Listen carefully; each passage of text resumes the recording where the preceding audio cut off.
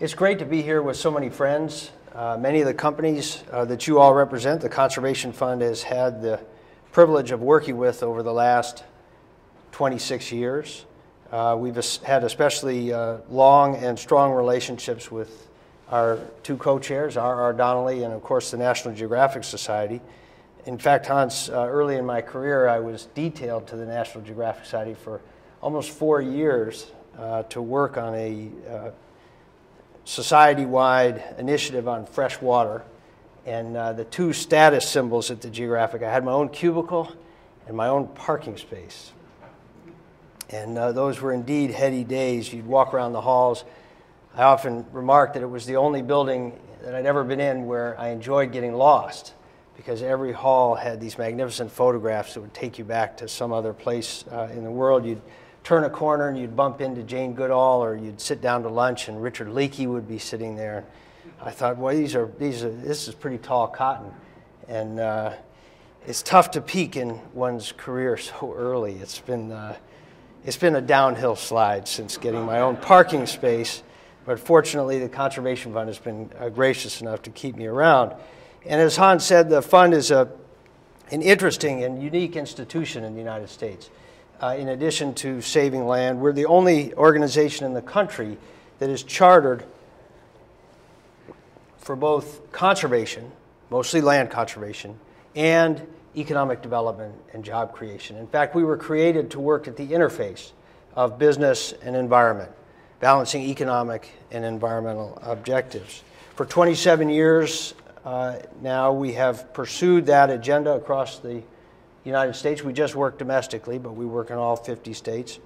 And for the last 11 years, we've been the top-rated environmental charity in the United States, as ranked by Charity Navigator and the American Institute of Philanthropy. Indeed, we've protected more than 7 million acres of land, including, and this is important, we now own and operate over 160,000 acres of working forest. If you believe that you are operating at that interface of business and environment, you ought to have some skin in the game when you think about changing an industry or making recommendations on how others in the industry should change their behaviors. And so we own and operate 160,000 acres of land. It's all in the tax rolls. We harvest all 160,000 acres. We know all of the pain and suffering that goes along with being a timberland owner, but it gives us a unique insight into sustainable forestry and has allowed us, I think, to partner with organizations such as yours and others in the forest products industry in a way that other nonprofits have not. Working forests, as some of you may know, have not always been an easy fit in the environmental movement. It wasn't that long ago that harvesting trees was considered a bad activity, that working forests were considered some less than ultimate conservation outcome. Back in 1999, when we completed what remains today the largest forest conservation, multi-state forest conservation deal in the history of the United States, it was 300,000 acres in New York, New Hampshire, and Vermont. In fact, we were pilloried by the environmental community and by the foundations that supported them. They simply did not believe that working forests were an appropriate outcome for a conservation or environmental organization to pursue. Of course, we had a different view, and we put $86 million of our own money on the table to buy these lands. We managed them for some time and ultimately placed conservation easements on all 300,000 acres, and then recycled 2/3 of that land, 200,000 acres, back into the private sector, subject to very strong conservation easements. And it was then that the environmental community writ large across the country, I think, began to change its outlook, its perspective on sustainable forestry. Because not only were those lands permanently protected at a time when we were just beginning to lose vast acres of land, particularly across the northern tier of New England and New York, but the jobs, the communities that were dependent upon those forest lands remained as vital and vibrant entities. And the picture began to change. I think it has changed dramatically since then. Certification has played a very strong role. You all have played a strong role, and I'll talk more about that in a little bit. But clearly we have more work to do. Even in my own office, we have young people who come to work at the Conservation Fund, and one of the first things they request is that we go paperless. It's a common phrase, right? You know, we should save the environment, go paperless.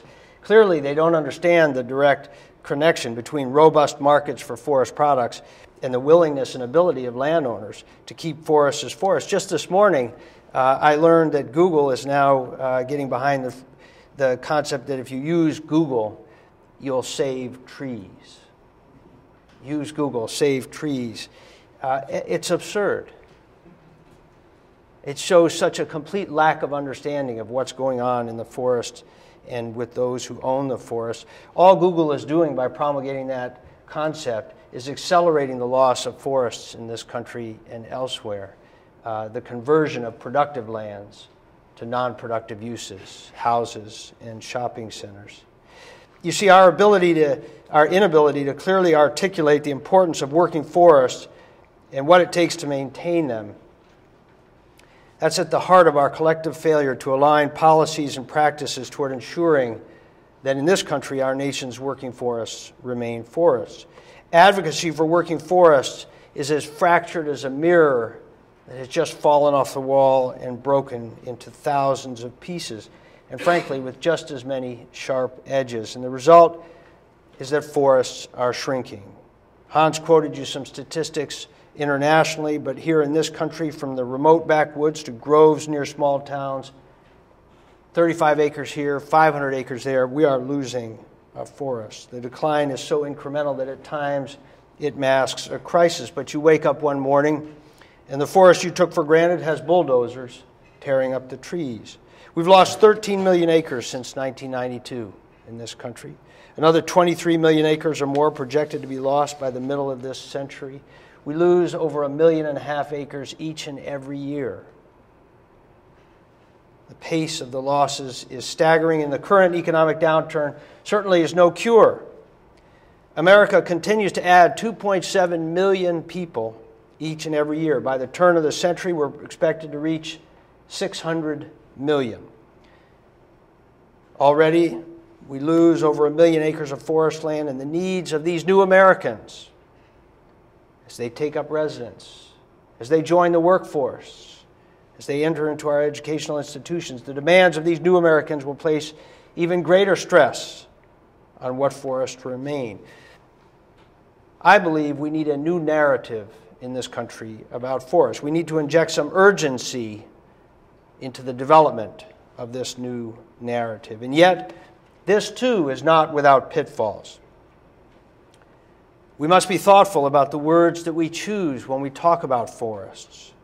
We must be careful in how we frame our argument, because that is what will make all the difference to those whom we want to hear our new message. Those of you in the printing business who deal in the industry of words and pictures, you know that words matter. And illustrate, let me tell you a little story. You see, once upon a time there was a lady right here in Washington, D.C. She was rather old-fashioned, always quite delicate and elegant, especially in her language. And last winter, she and her husband were planning a week's vacation in the Deep South. So she wrote to a particular campground asking for a reservation. She wanted to make sure the campground was fully equipped, but didn't quite know how to ask about the toilet facilities. She just couldn't bring herself to write the word toilet in her letter.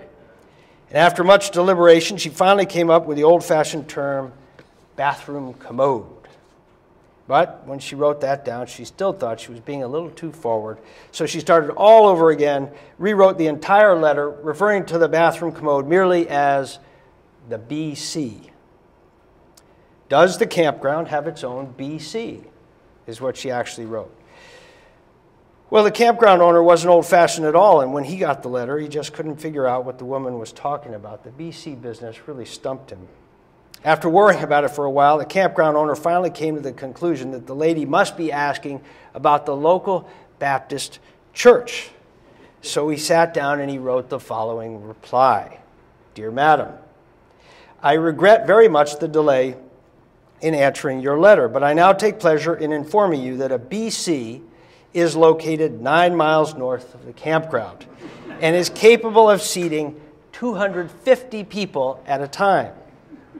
I admit it is quite a distance away if you're in the habit of going regularly. But no doubt you'll be pleased to know that a great number of people take their lunches along and make a day of it. They usually arrive early and stay late. The last time my wife and I went was 6 years ago, and it was so crowded we had to stand up the whole time we were there. It may interest you to know that right now a supper is planned to raise money to buy more seats. They're going to hold it in the basement of the BC. I would like to say it pains me very much not to be able to go more regularly. But it surely is no lack of desire on my part. As we grow old, it seems to be more of an effort, particularly in cold weather. If you do decide to come down to our campground, perhaps I could go with you the first time, sit with you, and introduce you to all the other folks. This is a very friendly community. That's a true story. As I said, words matter. And today, what I'd like to do is propose a new way of talking about forests that I hope will help to elevate forests to a much higher level of discourse when it comes to policy decisions, funding, and citizen support. We are winning battles here and there, but we are losing the war in this country, and we need a new narrative. And here it is. Forests as infrastructure. Forests as infrastructure. Not forests as wilderness, not forests as parks, not forests as sanctuaries for wildlife, or forests for recreation, not even forests as fiber supply, but forests as infrastructure.